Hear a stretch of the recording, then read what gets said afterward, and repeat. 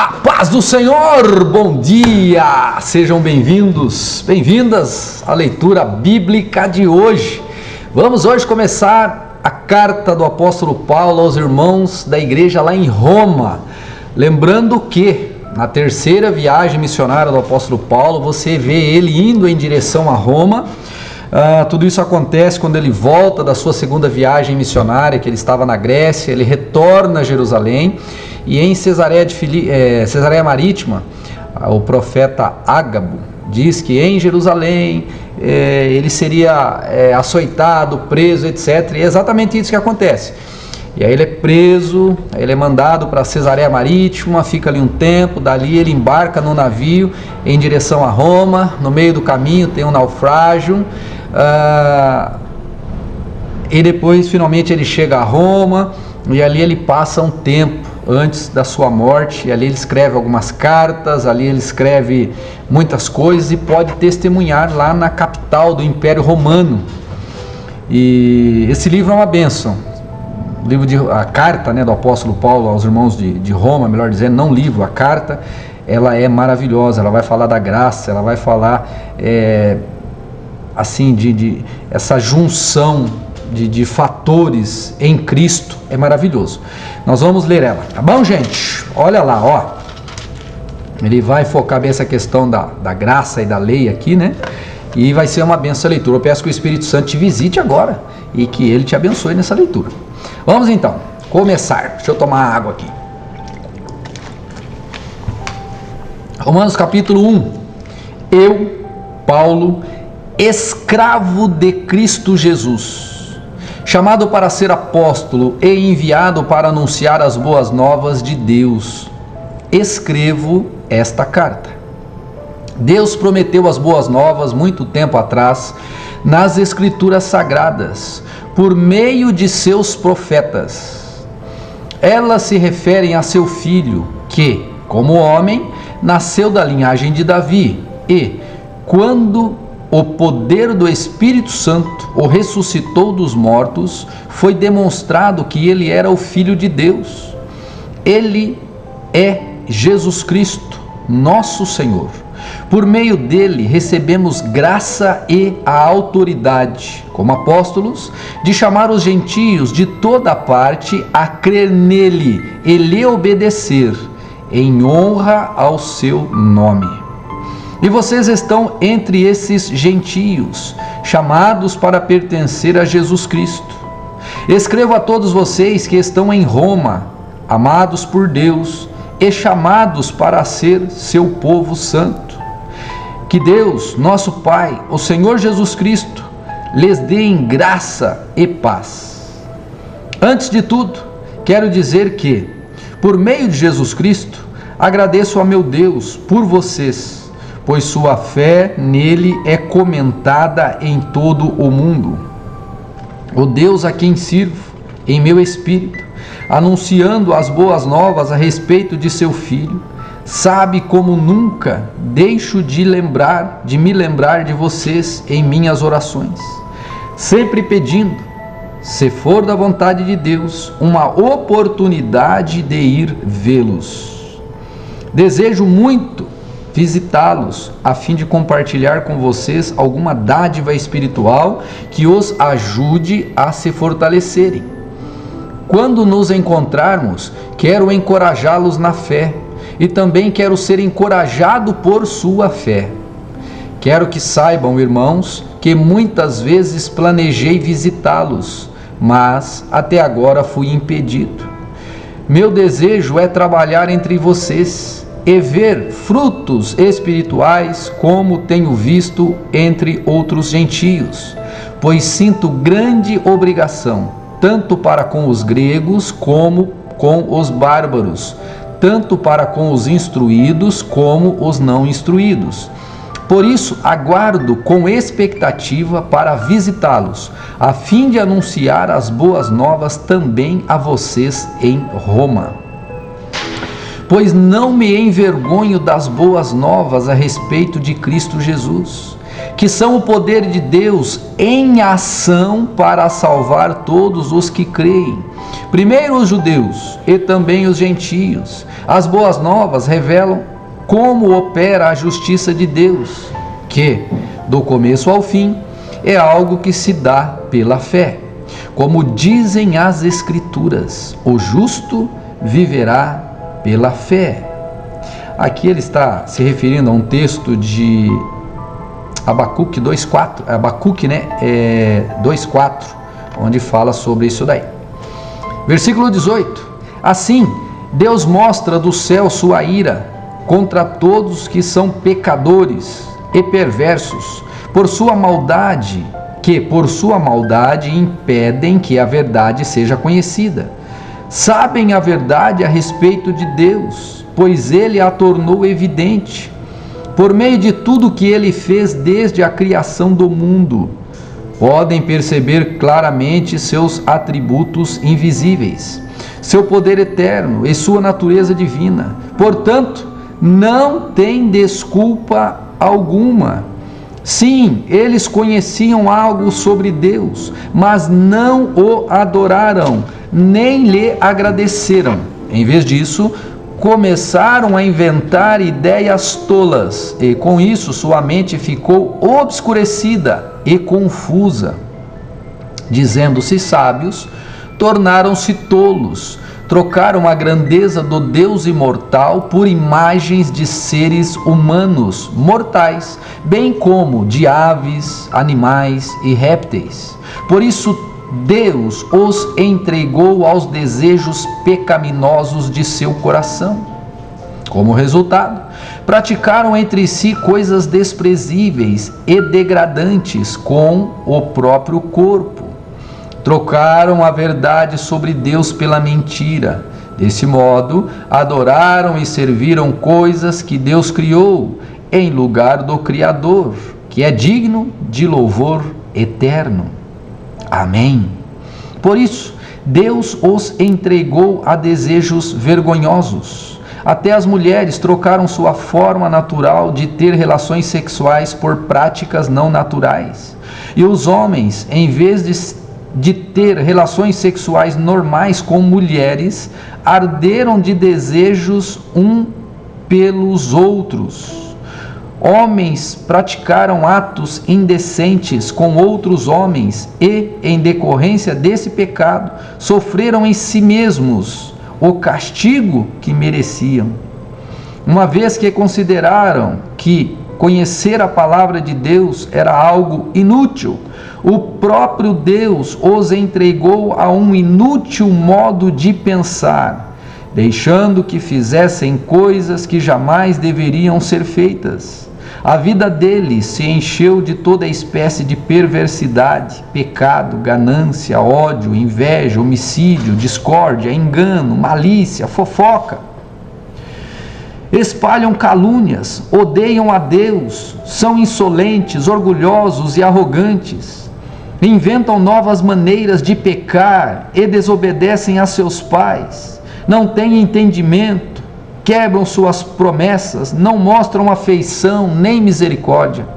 Sabem que, de acordo com a justiça de Deus, quem pratica essas coisas merece morrer, mas ainda assim continuam a praticá-las. E o pior,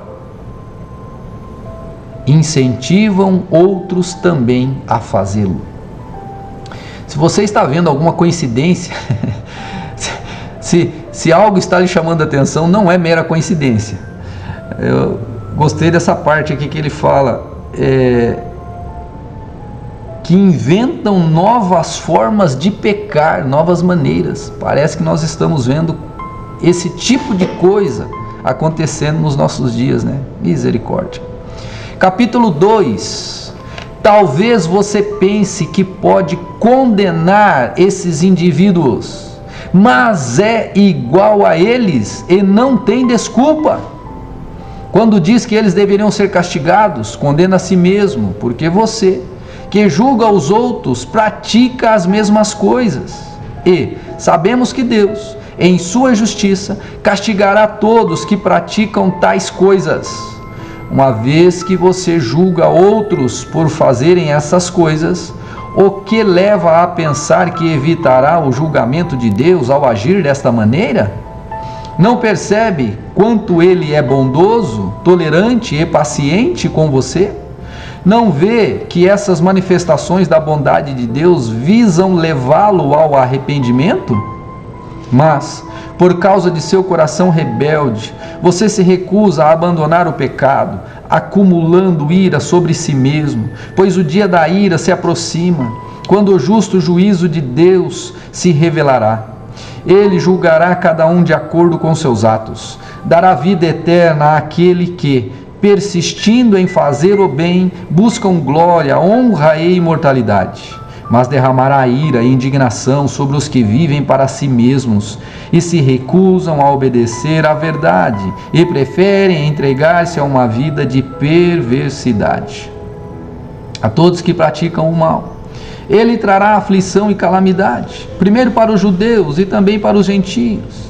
Mas a todos que fazem o bem, Ele dará glória, honra e paz, primeiro para os judeus e também para os gentios, pois Ele não age com favoritismo.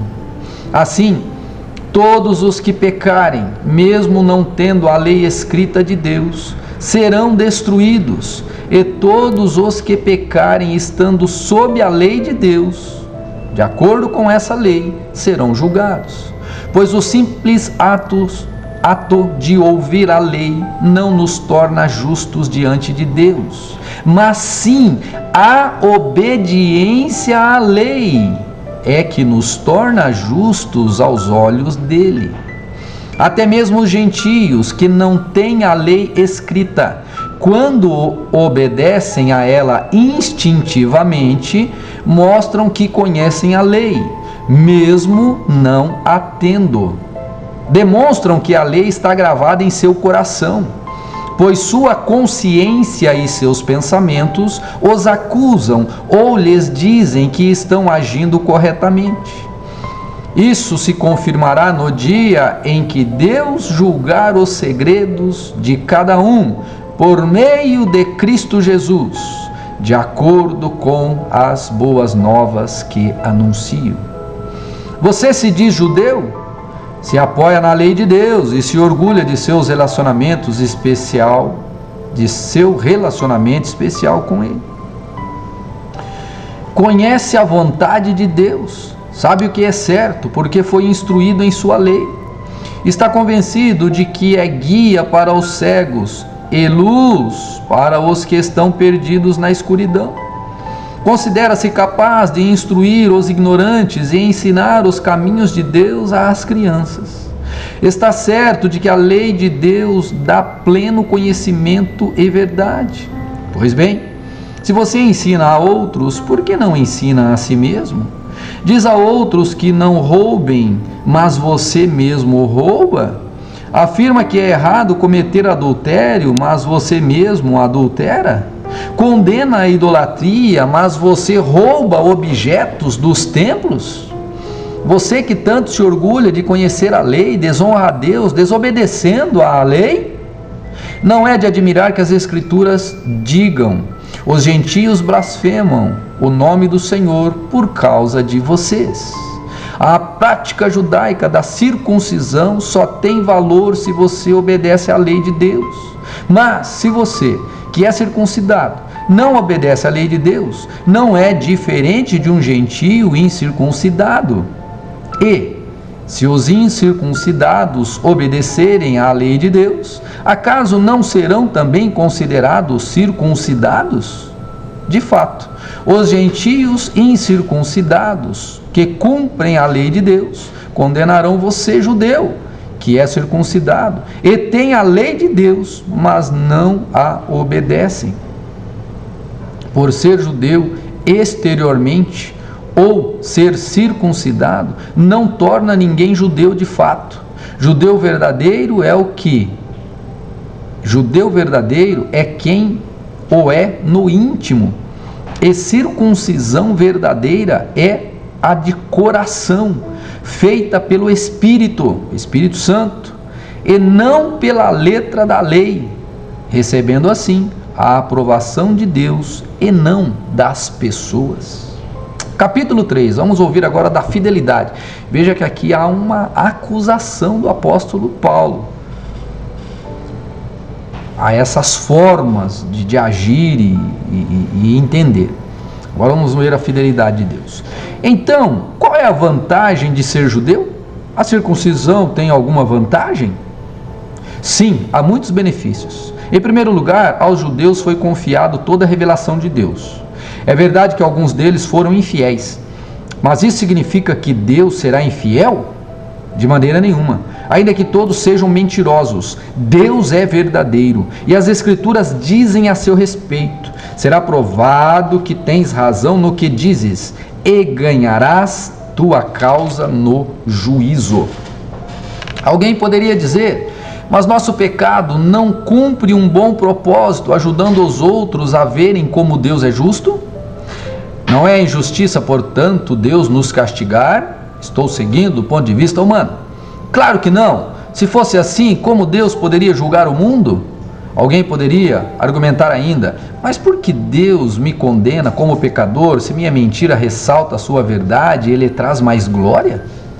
E alguns até nos difamam, afirmando que dizemos: quanto mais pecarmos, melhor. Quem diz essas coisas merece condenação. Todos são pecadores. Pois bem, devemos concluir que nós, judeus, somos melhores que os outros? Não, de maneira nenhuma, pois já mostramos a todos, judeus ou gentios, estão sob o poder do pecado. Não, de maneira nenhuma, voltando aqui, pois já mostramos que todos, judeus ou gentios, estão sob o poder do pecado, como afirmam as Escrituras. Preste atenção: ninguém é justo, nenhum sequer, ninguém é sábio, ninguém busca Deus, todos se desviaram, todos se tornaram inúteis, ninguém faz o bem, nenhum sequer. Sua conversa é repulsiva, como o odor de um túmulo aberto. Sua língua é cheia de mentiras, veneno de serpentes goteja de seus lábios, sua boca é cheia de maldição e amargura, apressam-se em cometer homicídio. Por onde passam, deixam destruição e sofrimento. Não sabem onde encontrar paz, não têm o menor temor de Deus. É evidente que a lei se aplica àquele a quem foi entregue, pois seu propósito é evitar desculpas e mostrar que todo mundo é culpado diante de Deus. Pois ninguém será declarado justo diante de Deus por fazer o que a lei ordena. A lei simplesmente mostra quanto somos pecadores. Agora, porém, conforme prometido na lei de Moisés e nos profetas, Deus nos mostrou como somos declarados justos diante dele, sem as exigências da lei. Somos declarados justos diante de Deus por meio da fé em Cristo Jesus. E isso se aplica a todos que creem, sem nenhuma distinção, pois todos pecaram e não alcançam o padrão da glória de Deus, mas Ele, em sua graça, nos declara justos por meio de Cristo Jesus, que nos resgatou do castigo por nossos pecados. Deus apresentou Jesus como sacrifício pelo pecado, com o sangue que ele derramou, mostrando assim sua justiça em favor dos que creem. No passado, ele se conteve e não castigou os pecados antes cometidos, pois planejava revelar sua justiça no tempo presente. Com isso, Deus se mostrou justo, condenando o pecado, e justificador, declarando justo o pecador que crê em Jesus Cristo, declarando justo o pecador que crê em Jesus. Aleluia! Podemos então nos vangloriar de ter feito algo para sermos aceitos por Deus? Não, pois nossa absolvição não vem pela obediência à lei, mas pela fé. Portanto, Somos declarados justos por meio da fé e não pela obediência à lei. Afinal, Deus é Deus apenas dos judeus? Não é também Deus dos gentios? Claro que sim. Existe um só Deus e Ele declara justos tanto judeus como gentios, somente pela fé. Então, se enfatizamos a fé, quer dizer que podemos abolir a lei? Claro que não. Na realidade, é só quando temos fé que cumprimos verdadeiramente a lei. Meu Deus, meu Deus. Talvez você não tenha entendido nada, mas o ano que vem você vai entender. O ano que vem, esse que vos fala fará comentários bíblicos a respeito dos textos, livros, expressões, teologia, contexto cultural, espaçamento geográfico, tudo isso virá no curso Leitura Bíblica com Pastor Luiz Carlos 2023, está vindo aí. Deus te abençoe, fique na paz e até amanhã na nossa próxima leitura bíblica. Eu coloquei lá no meu Telegram um vídeo explicativo de uma maneira panorâmica sobre o livro de Romanos, ou a carta, melhor dizendo, de Romanos. Está lá no meu Telegram. O link para você acessar o meu Telegram está aqui embaixo na descrição desse vídeo. Fique na paz, Deus te abençoe, em nome de Jesus. Essa parte que fala do